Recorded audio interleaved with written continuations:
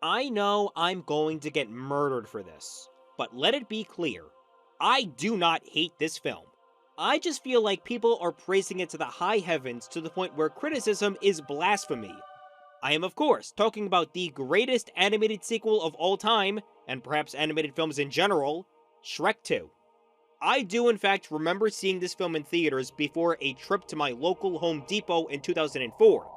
And then I did the exact reverse steps in 2010 when seeing Shrek Forever After. And I loved both films.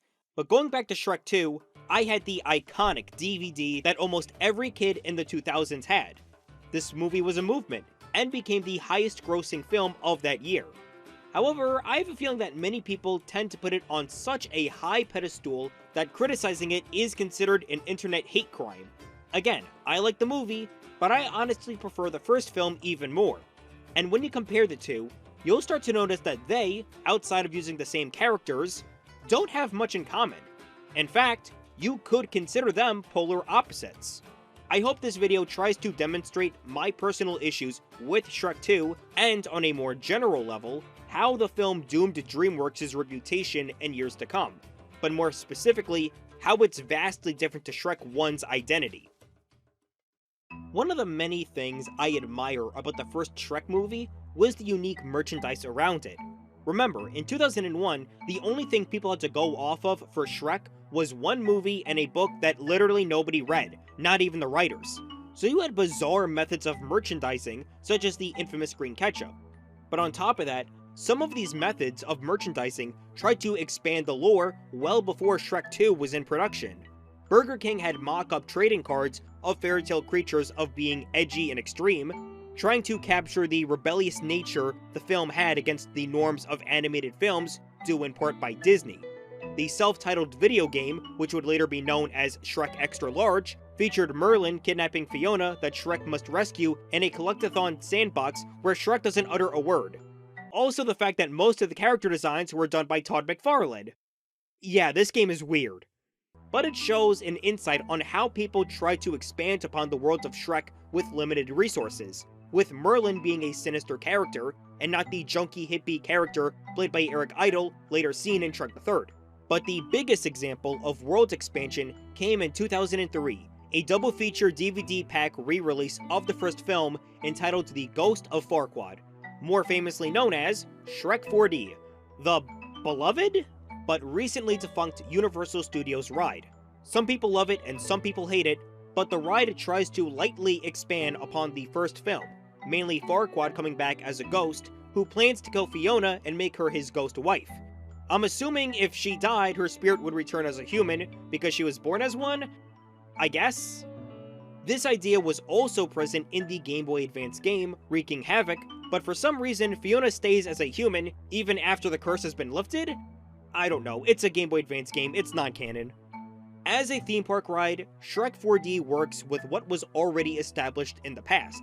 Though, in my last visit to Universal, when I went on the ride before it closed, I made sure to pay attention to the environmental storytelling, a map featuring locations from the ride, a mock-up newspaper headline, and a bulletin board of what I assume to be the fairy tale creatures are not only welcomed into Duloc, but they were able to start up their own businesses in the kingdom. Granted, some of these ads are puns or supplementary material that the average parkgoer wouldn't think twice about. But these things do develop the atmosphere and expand upon the world's building. Ultimately, it ends with Shrek and Fiona beginning their honeymoon, which is picked up in its highly anticipated sequel. One thing I want to mention was that the ride ended with Shrek and Fiona spending their time at the honeymoon hotel, whereas Shrek 2 starts with them spending their honeymoon in a cottage. I'm not gonna ding points off of continuity because hey, newlyweds do go to more than one places on their honeymoon, it happens. Now then, let's address some points that I do in fact like. The story for this film is pretty good, as well as the acting. Most, and I mean most, of the jokes work, and the characters introduced in this film have become iconic to their own right. It does what any good sequel does. It expands upon the world that was established in the first film, as well as introducing higher stakes and developing on pre-established character growth. While I would say the film is excellent in expanding upon the world of Shrek 1, there are many times where it doesn't. One of the major issues of the world of Shrek is that there isn't a specific classification of what is considered a fairy tale creature and a regular human being. While the former does have clear outliers with anthropomorphic characters, such as the Three Little Pigs, Pinocchio, and Gingy, what about fairy tale creatures that are human, such as princesses? Do they also count because they originated from a fairy tale? I know it's a fairly dumb thing to ask, because if you want to get technical, Shrek is also a fairy tale creature because he too originated from a book that nobody read. So this shouldn't be thought about too seriously. But it also kind of implies some serious implications of the first film.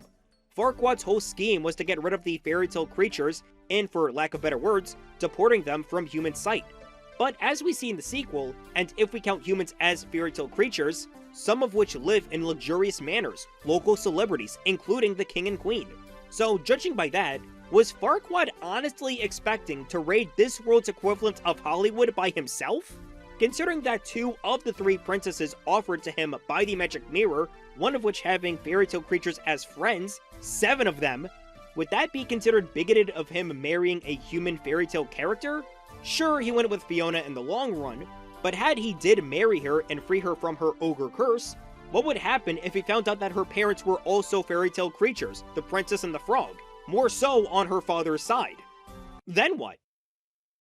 That's not even imagining what would happen if he came across the fairy godmother and her ulterior motives. A lot of the world building in Shrek 2 doesn't really expand upon the pre-existing world. If anything, it shrinks it. The fate of Duloc is never touched upon in future movies, references to the first film are either minimal and or generalized in this film, and nobody considers how dumb or ill-suited Farquaad's plan was. But considering how nobody found out Fiona was married to an ogre until the absolute last minute, even her parents getting desperate to almost make a deal with Rumpelstiltskin, I guess news travels slow and far, far away. Because of the popularity of Shrek 2, pretty much everything that came after uses that film as a template, Shrek the Third being a primary culprit, where nearly half of the film reuses assets from 2. It isn't until Forever After where it tries to recapture the essence of the first film, and it does, but many things are obviously spun on its head, and DreamWorks as a whole had changed so much by then that it shows. Looking how Shrek-related media pre-2004 structured its world, you can tell there was a distinct approach on how to handle it. Classical fairy tale stories, but with a cynical, edgy twist, all the while satirizing the overconsumption of multimedia companies such as Disney reinterpreting these stories. In a way, Shrek was the counterculture to Disney. Jump to 2004, where now, Shrek has become the popular culture. And instead of doing what was done before, DreamWorks decided to switch their approach to pop culture references. Now look, I'm not saying Shrek 1 was good because it didn't have pop culture references. There were in fact a couple. Donkey name-dropping Tic Tacs, the Magic Mirror's game was more or less a reference to dating game shows, but it was mostly a generalization of those types of shows.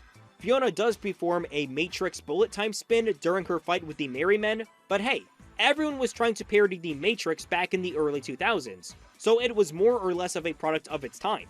And while there are characters during the big dance party at the end performing the Macarena, I don't count that because at that point, the movie's over, let's have some fun.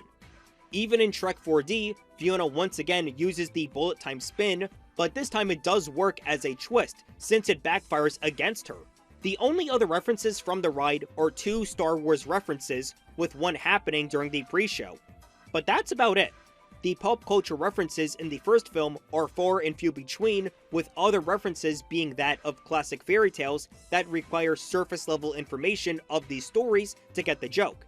Of course, there are some intentional jabs at Disney, with Duloc being a stereotyped version of Disney parks. Even Farquaad was based off of then Disney CEO Michael Eisner. In a way, it makes the first film more personal, since DreamWorks was founded by disgruntled Disney employees, proving that they can make a name for themselves, with help from Spielberg, of course. Sure, their first foray into 3D films was not the best, but Shrek showed that DreamWorks had what it takes to be a dominant rival to Disney and their partnership with Pixar. But when working on the sequel, DreamWorks decided the next logical step for Shrek was referencing Hollywood and other popular things at the time. And when the DVD menu for Shrek 2 is a parody of the Brady Bunch intro, you can tell right away what kind of comedy the movie is going to rely on. Let's start with the opening montages of the first two films after the storybook intro. Shrek 1 begins with All Star by Smash Mouth hitting you in the face.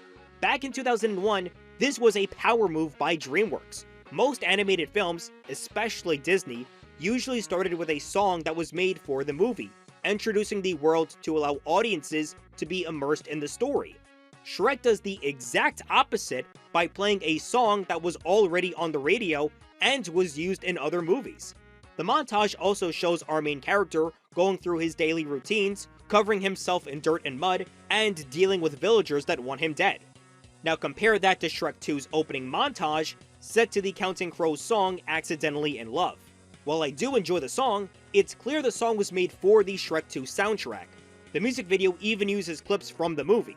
Now that's not to say that Shrek 1 didn't feature songs that were made for the film, because there were.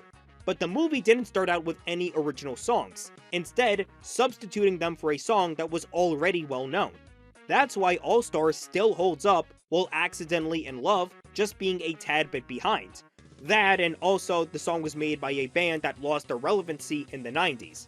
That's not even getting to the references peppered throughout the montage.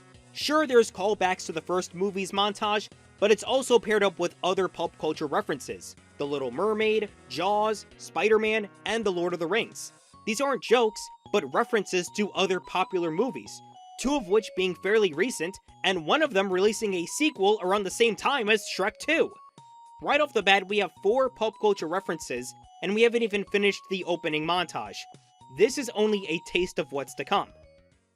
The fairy tale references and jabs are still here, and they are mostly pretty good. The fairy godmother using her magic as a beauty business is a good satirical take on Disney's approach to magic. The villain's pub is a neat detail too, but it's pretty obvious that this style of humor is in the backseat in favor of the several pop culture references littered throughout the movie. Catnip. That's no mine. No pun intended. Obviously, Far Far Away is designed after Hollywood and its scenery, but there's more to that. Burger King, Starbucks, Alien, Mission Impossible, Twice, The Red Carpet, Cops, the TV show. And it gets to the point where the jokes aren't funny, it's just referencing things that were around in 2004. Right down to, and including, the Far Far Away Idol interactive DVD game, which parodies American Idol, including Simon Cowell playing himself as one of the judges, because hey, that is a thing you remember, and it's popular. Now, Shrek 1's DVD did feature the characters singing contemporary songs, but again, much like the dating show, it was a generalization. It wasn't referencing one particular show. Whereas Shrek 2, it's clearly obvious they're parodying American Idol. And speaking of the music, the soundtracks are also different to one another. Shrek 1 had a laid-back yet rebellious feeling to its soundtrack, unlike Shrek 2, where everything is aggressive, in your face, and more contemporary. While characters do burst out into song in this film, thankfully it's done by the fairy godmother, which makes sense because she is a fairy tale creature herself. Although, to be honest, I am not a huge fan of the I Need a Hero cover. Sure, in the context of the film, it's satisfying and works super well, but as its own, I don't get anything out of it. I kinda prefer the original Bonnie Tyler version more. I can't hate the 80s synth. But outside of that, the soundtrack features other contemporary songs, Funky Town, Changes, and of course, Living La Vida Loca, which closes out the film. The music has a more louder presence to that of the first film, and it almost becomes more of a forefront. Which is a shame because underneath the references and needle drops, Shrek 2 does have a good story. The fact that Shrek is alienated from all of Far Far Away, even though again, he liberated the fairy tale creatures from Duloc's control, so he should be labeled as a hero. But then again, I guess Far Far Away news runs very slow. But there's many aspects to why he thinks he's an outcast. The fairy godmother gaslighting him that ogres never get happy endings, the king hiring a hitman on him, albeit against his wishes, and getting a false interpretation of Fiona's wishes based on her childhood dreams. Enough reasons for him to try to become someone he's not, and realizing how much he messed up. Fiona's character, likewise, also works trying to maintain her relationship with her husband and her parents. This is reflective of her father, who wants the best out of his daughter, while understanding what she considers is the best for her, all the while learning to stand up for his family. The fairy godmother is a great villain who will do whatever it takes to be number one, and while Prince Charming is seen as a joke, I mean, that's the point. He's got the looks, but not the brain. If there's one thing I don't like about the story, it's how Shrek gives up easily. He sees Fiona happy with another man, and he immediately gives up. All because Fairy Godmother told him to. I get that this is the fault of the third act misunderstanding cliche that everybody hates, so it's not the fault of the movie itself, but even though it kind of is, because that's his wife. That's the woman he literally married, and he just gives up like that. And I'm even more upset because we literally did this cliche in the last movie, and even then it makes sort of sense than here. I get that this decision was made that way because we could have Shrek be thrown in jail, but the motivation doesn't really make sense. Other than that, I think the story is excellent and great. Now that DreamWorks was on top of the world, where could you possibly go from here? And on a further note, how does the popularity of Shrek 2 impact the identity that Shrek 1 presented? After the massive success of Shrek 2, DreamWorks decided not to tamper with the formula, and thus, the company would lead into their dark age. Almost every movie in this time frame primarily focused on an A-list celebrity cast and pulp culture humor, whereas story and themes were secondary objectives. Almost every film by DreamWorks in the mid-2000s followed this rule like gospel, with the exception of Wallace and Gromit and Flushed Away, since those were joint collaborations with Aardman Studios, as well as having their own style of British humor. And while Madagascar did become one of DreamWorks' biggest franchises, the first movie is really rough. Even when I was a kid, I wasn't a big fan of it. Though, I guess the film does get a pass on the referential humor because the main characters do live in New York. But every other movie continued to go on a steady decline in both quality and reception. Shark Tale, Over the Hedge, and B-Movie were at one point considered the worst DreamWorks movies of their time. And I think DreamWorks realized their method of real-world humor in their movies came to them in what many considered to be their worst film in this time period, Shrek the Third.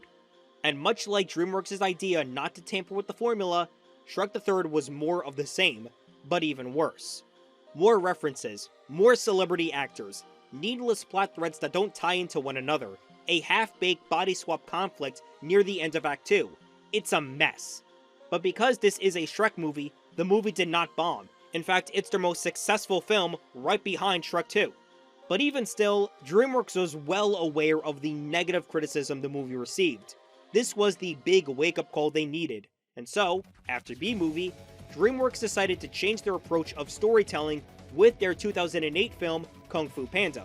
While the film featured a celebrity voice cast, the film focused on telling a good story with well-written characters around it instead of making dated references, showing restraint from the company. This would result in Kung Fu Panda being yet another big DreamWorks franchise, and thankfully, they did not stop with the momentum. Later that year, Madagascar 2 was released, this time putting more of an emphasis on character development and story than jokes. 2009 and 10 gave us Monsters vs. Aliens and Megamind, films that focused on characters and story while also making fun of cliches and tropes on the genres the movies are parodying. And the biggest outlier of DreamWorks' change came in 2010 with How to Train Your Dragon, a movie that is all story and absolutely no pulp culture references at the forefront. And once more, that movie became another DreamWorks franchise. With these slew of movies, DreamWorks made an unbelievable comeback to the point where they proved to everyone they know how to make a movie, giving their prized franchise a more satisfying send-off with Shrek Forever After. And while initially Shrek burnout was starting to settle in, there was more finality to the series and made fun of the fact that Shrek has now become the popular culture.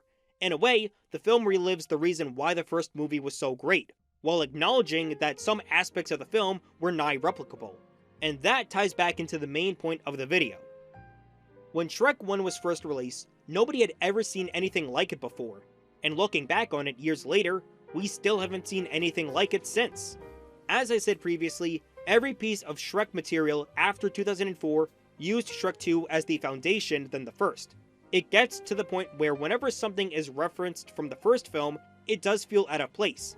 In the Shrek thriller short film, we see all of the villains as zombies, but Farquaad feels out of place. Even in the musical, there's a couple of nods and references to later films, but the overall comedic approach of the first film doesn't feel like a proper translation of the movie.